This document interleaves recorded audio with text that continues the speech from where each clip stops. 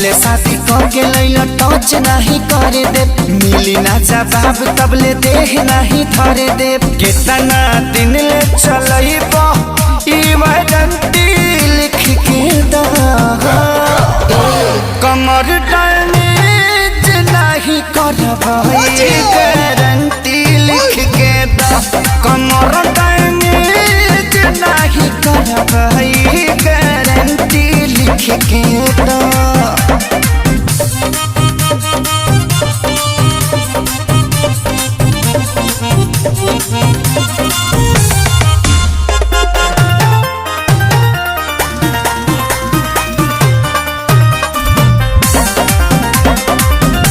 इहे चुमुक जैसा टवले रही हो,